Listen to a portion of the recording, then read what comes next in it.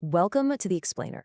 Today, we're breaking down the absolutely critical frameworks that top professionals use to handle supply chain risks. We're going to look at how organizations actually decide what to do when a massive disruption threatens their operations.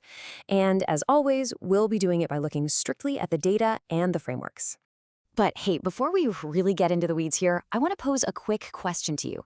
When a major risk appears on the horizon, is physically fixing it always the right move? Seriously, think about your own immediate assumption right now. I mean, most of us naturally want to just jump right in and solve the problem, right? But here's the thing. In supply chain management, that exact instinct can actually be incredibly dangerous to your bottom line. And that brings us directly to what we call the mitigation myth. This is a super widespread misconception. Basically, the idea that physical mitigation, actually going in and physically fixing the vulnerability, is the only valid response to a risk. When a significant risk pops up, our immediate human instinct is to completely eliminate it. But here's the hard reality. Mitigation is very often the most operationally complex and flat-out expensive strategy an organization can choose. Actually, sometimes fixing the problem costs way more than the problem itself. Okay, let's dive into this. Here's our path to dismantling this myth today. First, we've got the mitigation myth. Second, the 4 response strategies. Third, the decision math. Fourth, mapping the supply chain. And finally, strengths and limitations. All right, moving on to section 2, the 4 response strategies. So the first strategy is mitigate. This simply means taking proactive operational steps to reduce either the probability of a disruption happening or reducing the financial impact if it does occur. This is your classic fixing it option. And look, it absolutely works, but I really want to remind you it is incredibly costly. It's kind of like rebuilding the entire foundation of your house just because one single floorboard squeaks. Now, just a really quick note on terminology here. Depending on what industry standards you're reading, the labels might change slightly. For instance, while we'll use the terms mitigate, transfer, avoid, and retain, the ISO 31000:2018 standard uses modify, share, avoid, and accept. And honestly, PMBOK and COSO ERM have their own little variations too. But don't let the jargon confuse you, okay? The underlying universal logic remains exactly the same across the whole shebang. Okay, our second strategy is transfer. This involves shifting the financial or operational burden of a risk over to a third party. The absolutely crucial thing to understand here is that the risk hasn't magically vanished. Note, it still exists out there in the world, but someone else is now managing it or paying for it, usually through legal contracts or insurance policies. The third strategy is avoid. This means eliminating the risk entirely by simply choosing not to participate in the activity, the market, or the relationship that generates the vulnerability in the first place. This is, without a doubt, the most extreme measure an organization can take to protect its supply chain. You basically just walk away. And finally, we have retain. This is where you acknowledge the risk exists, sure, but you take absolutely no deliberate action against it. Why? Well, because the cost of mitigation actually exceeds the potential financial loss. Or maybe it's just a totally normal cost of doing business. I really want to emphasize this point. Retaining a risk is not negligence. When it's supported by data, it is a highly rational, deliberate strategic choice based entirely on an organization's specific risk appetite.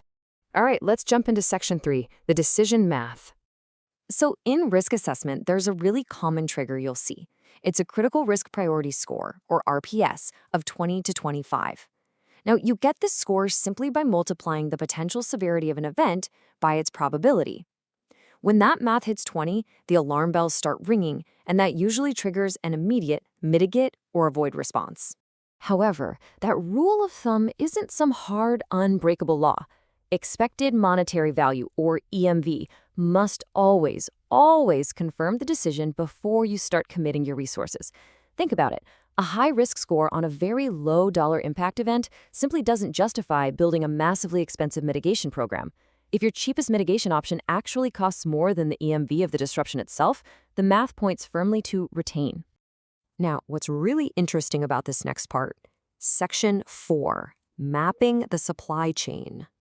Now we're going to take all those abstract strategies we just talked about and apply them across the actual physical world.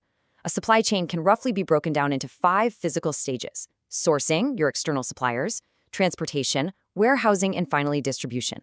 Let's look at how these 20 response strategies actually play out in real life. Let's start right at the sourcing stage. Say you want to mitigate a sourcing risk. You might use dual sourcing for your critical raw materials. So, if one fails, the other one just scales right up.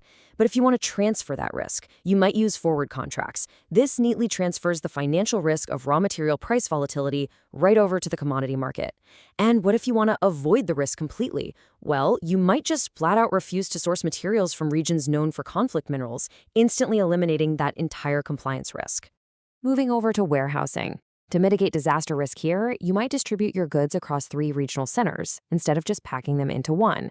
To transfer the risk, you can hire a third-party logistics or 3PL provider.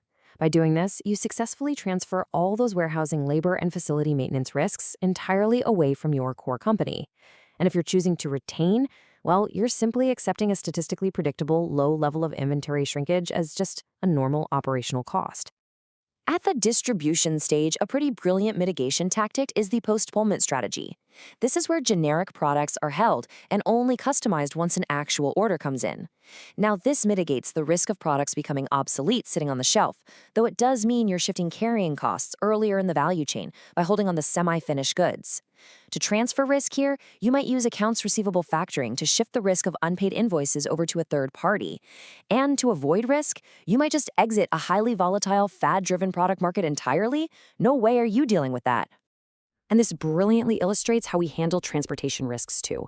You can mitigate by contracting multimodal rail-to-truck options in advance. You can avoid risks by completely rerouting your maritime shipments far away from active geopolitical conflict zones.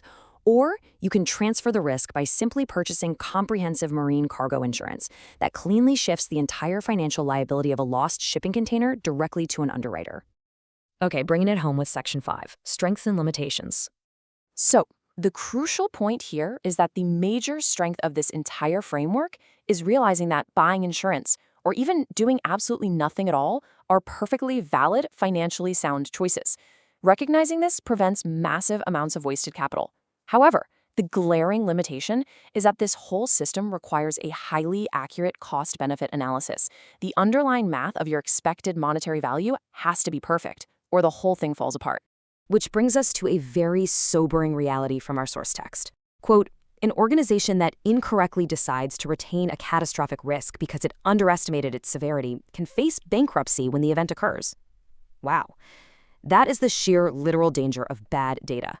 If you underestimate the severity of a disruption and improperly choose the retain strategy, you aren't saving money, you're risking the entire existence of the company. As we wrap up this explainer, I want to leave you with one final thought to reflect on regarding your own operations. Look at your data, look at your strategy, and ask yourself honestly, are you strategically managing your risks based on hard mathematical frameworks, or are you just guessing what you can afford to lose? Think about it. Thanks for learning with me today, and I'll catch you in the next explainer.